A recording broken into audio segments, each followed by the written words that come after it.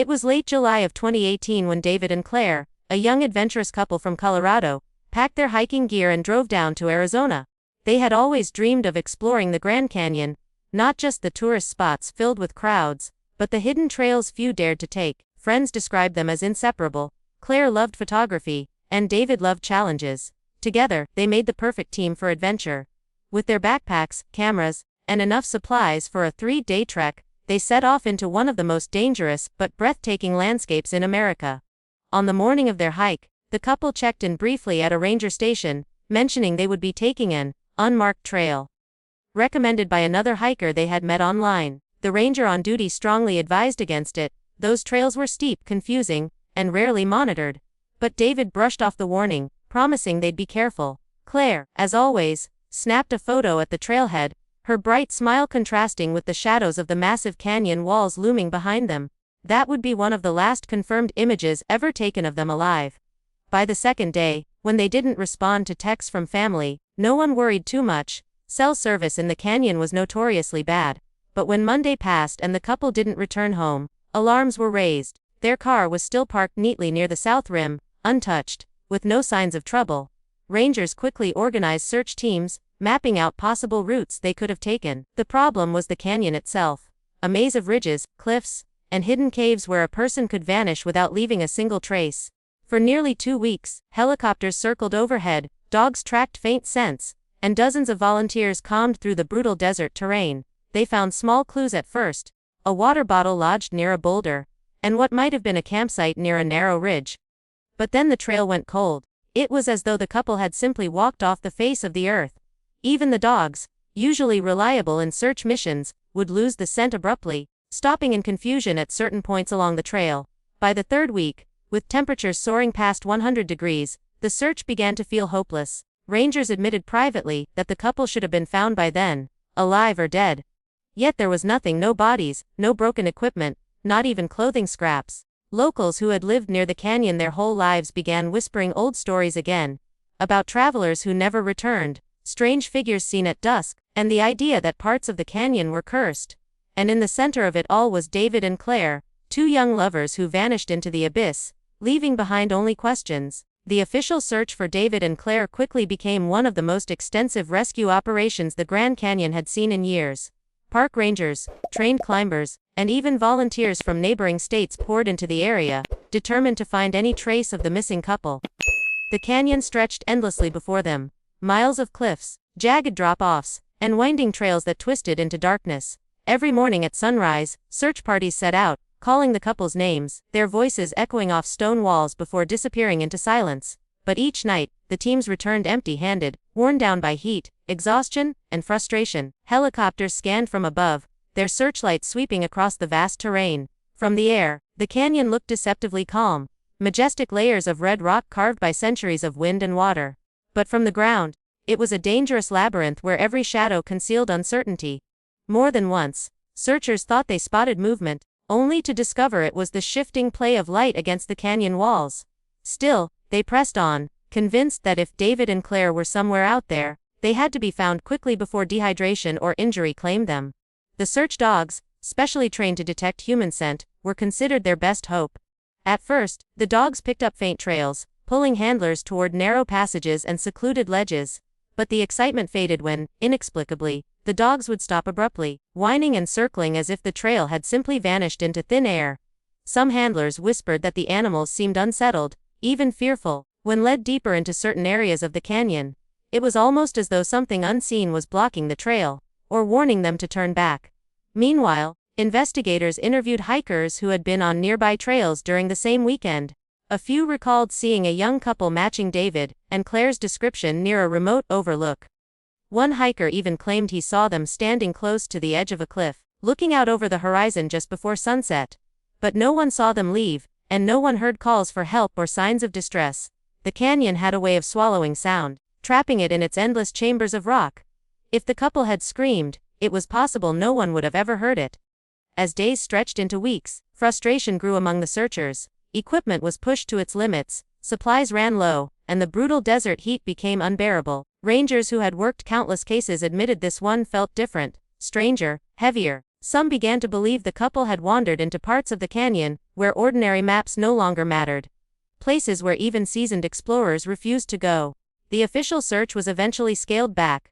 But the mystery of David and Claire's disappearance had only just begun to take root in the minds of those who had scoured the canyon and found nothing. 5 long years passed without a single breakthrough. For the families of David and Claire, grief slowly turned into a dull ache of unanswered questions. Then, in the spring of 2023, everything changed. A team of climbers exploring a rarely visited section of the canyon stumbled upon something strange wedged between 2 jagged rocks. At first glance, it looked like nothing more than a piece of debris. Sun, bleached and weathered from years of exposure. But when they pulled it free, they realized it was a camera, still intact despite the unforgiving environment. The device was caked with dust and scratched from the rocks, but its casing hadn't cracked. The climbers handed it over to park rangers, who immediately recognized the significance. If this camera belonged to David and Claire, it might contain the only surviving record of their final moments. Carefully, it was transported to an evidence lab, where technicians worked to extract the memory card. Against all odds, the card was undamaged, its digital files preserved like a time capsule from 2018. When the images were finally accessed, investigators were stunned. The camera contained dozens of photos spanning the couple's journey. There were snapshots of towering cliffs, golden sunsets, and Claire smiling as she leaned against David's shoulder. Each photo told a story of adventure, excitement, and youth. But as investigators scrolled further, an unsettling pattern emerged. The couple's smiles looked tighter, their eyes more strained, as though the trip had begun to take a darker turn. Then came the last series of images, taken on what should have been their final day. The photos grew more sporadic, blurry, as if taken in haste. Some showed the canyon at odd angles, as though the camera had been dropped or snatched up quickly. Others revealed strange details in the background, shadows stretching in unnatural ways, or distant shapes that didn't resemble hikers at all. The final photo stopped everyone cold. It was a selfie of David and Claire, standing close together, faces drawn but still trying to smile, and behind them, half hidden in the shadows, was a third figure. At first, some assumed it must have been another traveler they'd crossed paths with. But the more investigators studied the photo, the less sense it made. The figure didn't match the distance or lighting of the image. Its features were distorted, its body unusually tall and thin, as though it didn't quite belong to the same world captured in the lens. Technicians enhanced the image, but every attempt only made the figure appear more unnatural. What had been meant as a simple memory of 2 lovers in the Grand Canyon had transformed into a chilling piece of evidence. One that raised more questions than it answered. The discovery of the final image sent a ripple of unease through everyone involved in the case. Investigators had studied countless missing persons photos before, but this one was different. At first glance, David and Claire looked like any other couple. Sweaty from hiking, their faces glistening under the desert sun, but still smiling faintly for the camera. Yet something in their expression seemed forced, as though they were trying to appear calm while hiding an unspoken fear. Their eyes, wide and restless, gave the impression they weren't alone when the shutter clicked. As analysts enhanced the photo pixel by pixel, the details of the background became disturbingly clear. Behind the couple, in the dark crevice of the canyon wall, stood the figure. It wasn't positioned like a passerby casually wandering into frame. Instead, it loomed directly in the center, just far enough back to suggest it was watching them. Its face was partially obscured, blurred in ways the rest of the photo wasn't, and its shape didn't align with natural human proportions. Shoulders too narrow, arms that seemed almost elongated. What unsettled analysts most was its stillness. Not a single sign of movement or blur, as though it had been waiting. The photo was shown to experienced rangers who knew every inch of the canyon trails. None recognized the figure as a typical hiker.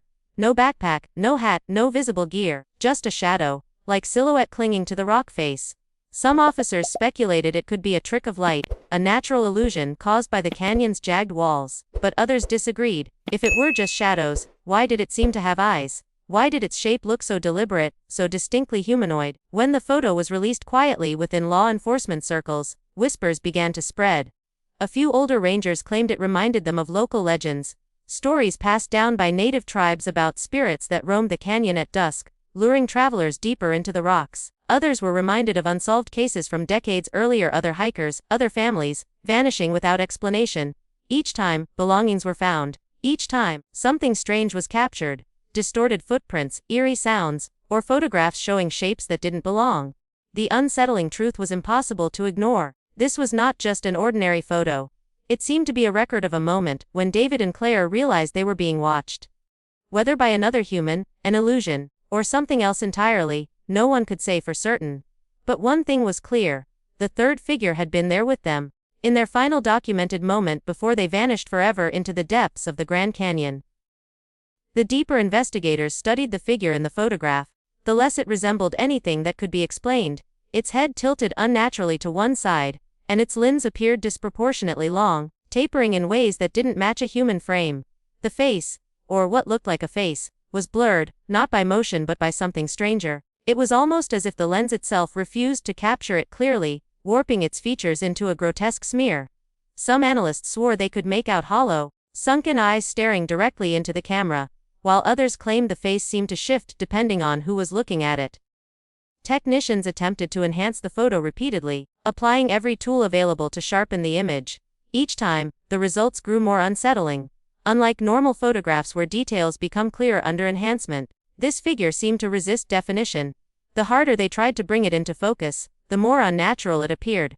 In one render, its mouth looked like an open void. In another, its skin appeared pale and stretched, resembling something not entirely human.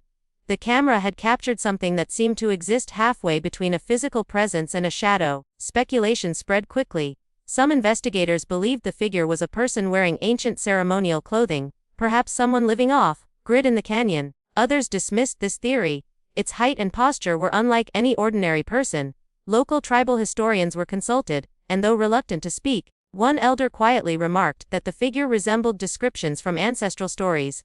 Watchers of the canyon who observed trespassers, and sometimes led them astray, never to return. The elder refused to elaborate, insisting that some stories are not meant to be told to outsiders. Even among skeptics, the figure left an uncomfortable impression. The body language of David and Claire in the photo suggested they were aware of its presence. Claire's smile was thin, her shoulders tense. David's arm was wrapped protectively around her, as though he sensed danger but wanted to appear composed. Why hadn't they turned the camera toward the figure directly? Why take a selfie with it lurking behind them? Investigators wondered if the couple had been trying to document what they saw. A silent cry for help disguised as a photo. To this day, experts cannot agree on what the third figure represents. Was it an unknown hiker, a shadow distorted by the canyon's light, or something that defied natural explanation? The ambiguity gnawed at everyone who saw the image. For the families of David and Claire, the photo was both a gift and a curse. It proved the couple's final hours, but it also raised a far darker possibility that something else was with them in those last moments, something the canyon had hidden for centuries. When forensic analysts studied the metadata of the camera's files, they uncovered something even more disturbing than the image itself. The timestamp on the final selfie didn't match the couple's known timeline. According to their phone records, David and Claire's devices had gone completely dead late on their second day in the canyon. Yet the last photo had been taken nearly 8 hours after both their phones had already stopped working. This meant the couple, or someone else, had continued to use the camera long after their communication had ended. At first, investigators considered the possibility of tampering. Perhaps someone had found the camera later, taken photos, and then discarded it in the canyon. But this theory fell apart quickly. The continuity of the images showed the couple present in every shot up to the final one. There were no interruptions, no signs of a different person handling the camera. Everything about the sequence suggested David and Claire themselves had taken the photo. And yet, the time discrepancy remained, a silent reminder that something happened in those unaccounted hours. For families desperate for answers, this revelation was unbearable. If David and Claire had survived beyond when their phones died, what happened in those missing hours? Why hadn't they tried to find help? And most troubling of all, who or what was standing behind them in that last image? Officials tried to downplay the discovery, but whispers leaked into the public. Amateur sleuths began dissecting the case online, some suggesting the couple had stumbled upon a hidden cult, others claiming the canyon was home to entities not bound by human rules of time and space. More evidence only deepened the unease. The photo's digital analysis showed no signs of manipulation. It wasn't edited, doctored, or artificially altered. Even the shadows aligned perfectly with the time of day and the canyon's natural light. That meant the figure wasn't an error of technology. It was there, in the canyon, with them. What chilled investigators most was the couple's posture in that last selfie, not terrified, not screaming, but eerily calm, as if they had resigned themselves to something, or as if they were being made to act normal, while the photo was taken. The implications became darker the more people thought about it. If David and Claire had willingly posed for that final picture, it suggested they weren't alone in choosing to capture it. Someone, or something, was standing there, watching, and perhaps even instructing them. The timestamp confirmed they lived beyond when they were presumed lost, but the absence of their return proved something else had intervened. Whatever had been with them in the canyon didn't just appear in their photo. It had taken them, and it had left no trace behind. In the years since the camera's discovery, the fate of David and Claire has become one of the most unsettling mysteries tied to the Grand Canyon. Despite renewed search efforts focused on the area where the device was found, no bodies, clothing, or equipment belonging to the couple have ever surfaced. It was as though they vanished into the stone itself, leaving behind only that single, haunting photograph. Rangers who had participated in dozens of rescue operations admitted this case weighed on them differently. It felt less like a disappearance and more like an erasure. Hikers who pass near the section of the canyon tied to their final image often report strange experiences. Some claim to hear whispers echoing through the cliffs, though no one is around. Others describe the unsettling sensation of being followed, their skin crawling as though unseen eyes were fixed on their every move. A few have even spoken of catching glimpses of a tall, gaunt figure standing motionless on a ridge, only for it to vanish when approached. These accounts are dismissed officially, but among locals and frequent hikers, they are spoken of in hushed tones. The families of David and Claire continue to seek answers, though their hope has withered into unease. They've asked for the final selfie to remain sealed, afraid of what public speculation might unleash. The police archive keeps the photo under restricted access, yet grainy copies have leaked online, fueling endless debates. Some viewers insist the figure in the background changes expression when stared at too long. Others swear they can see additional faint shapes lurking deeper in the shadows of the canyon wall. Whether tricks of the mind or not, the image has become a modern-day legend. Paranormal investigators, folklore experts, and skeptics alike have all tried to claim the case, each offering theories that range from reasonable to chilling. Some argue the couple fell victim to a human predator hiding in the wilderness. Others suggest the Grand Canyon harbors secrets far older than human history. Entities that dwell in the dark, feeding on those who wander too deep. None of these theories bring comfort, and none explain why no trace of the couple has ever been recovered despite the canyon's vast but finite expanse. And so, the unanswered mystery persists. Every detail, the dead phones, the camera's final timestamp, the distorted figure, remains an open wound in the story. The Grand Canyon draws millions of visitors each year, its beauty undeniable, its silence vast. But for those who know the story of David and Claire, that silence feels heavier.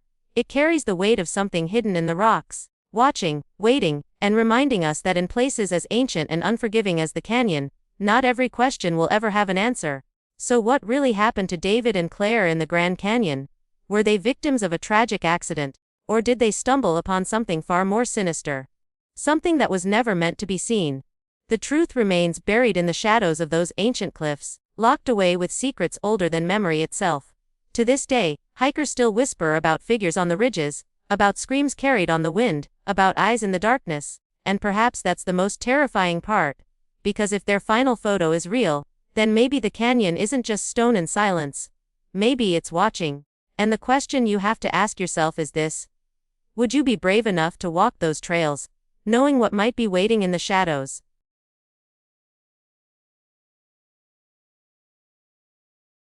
If you liked this video, don't forget to hit that like button, share it with your friends, and drop your thoughts in the comments below. Most importantly, subscribe and hit the bell icon so the next secret finds you first.